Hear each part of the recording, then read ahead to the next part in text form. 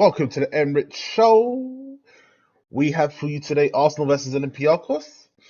Um, if you watched the last game, the first leg, it was 3-1 Arsenal on the aggregate. Three away goals, absolutely fantastic start. That is exactly the way that we needed to finish that game and going into the second leg with a very, very big advantage, and that is 3 goals. Just a bit of stats over the ties between Arsenal and Olympiacos. Arsenal have made it 5 out of 6 times through the Europa League stage, knockout stage, when we have won the first leg. The only time that we have never gone through was when we played Olympiacos last year. Arsenal, we've lost both of our home games, our last 2 home games against Olympiacos.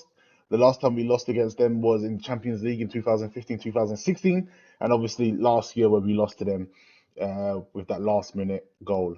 So that was really tough for us.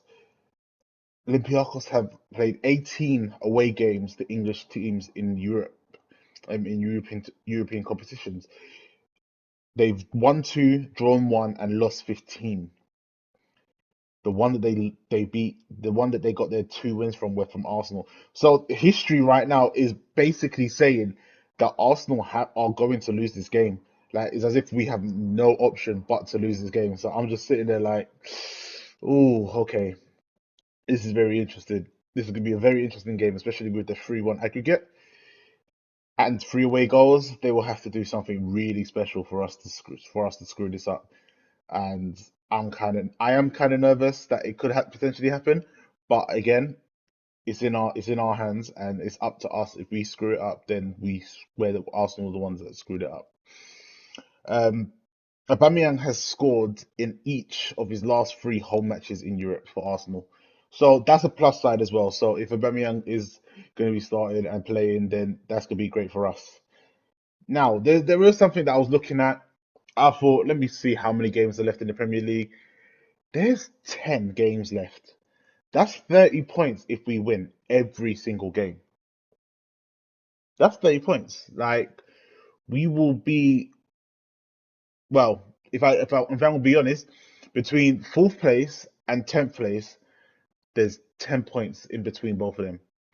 So again, anything can happen over the next couple weeks as Premier League goes on. Anything can happen. So I'm putting my hands up there.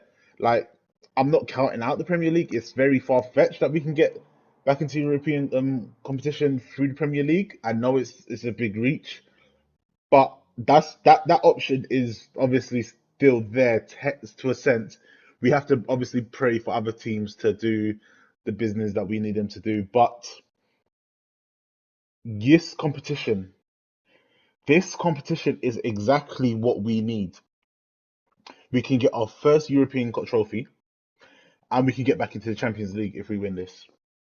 There is potentially 5 extra games to play. Obviously 6, including tomorrow night.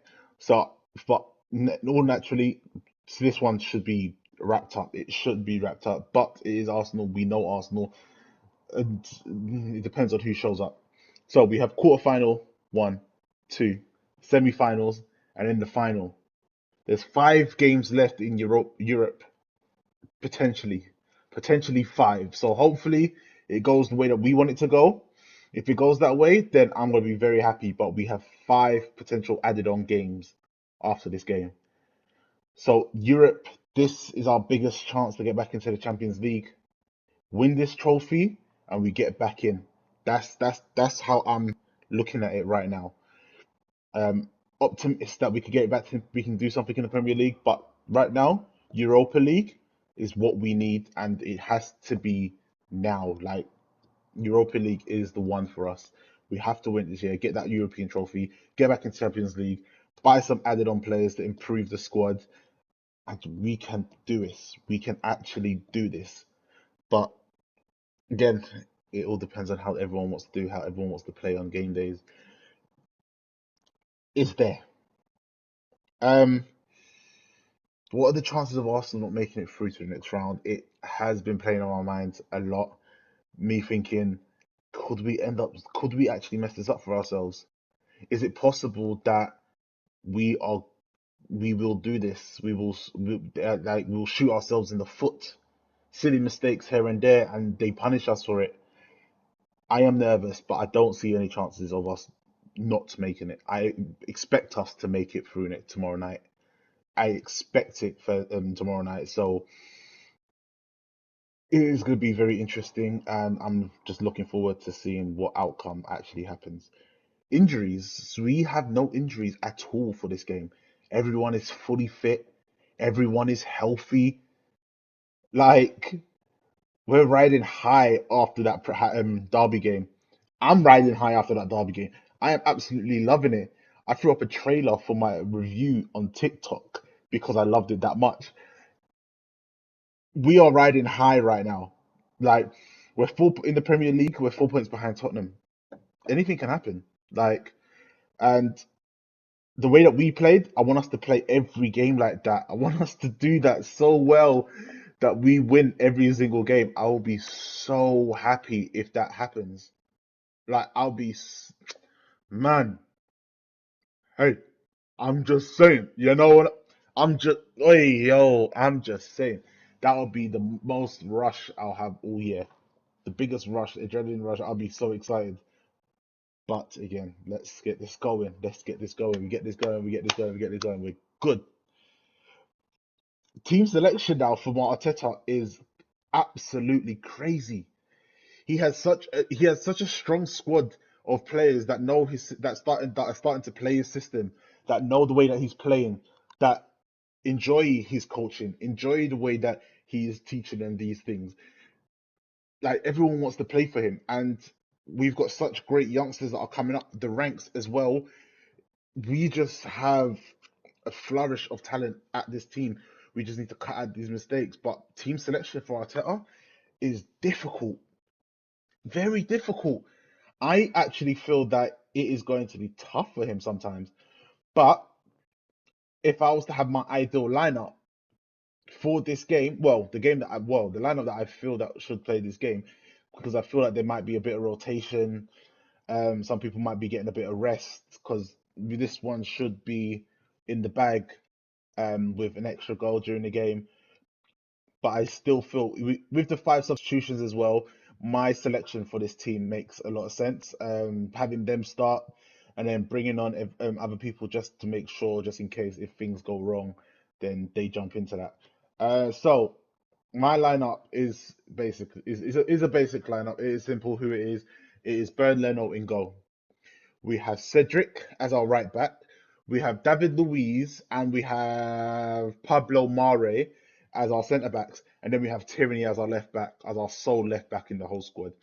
We have Xhaka and Partey in defensive mid.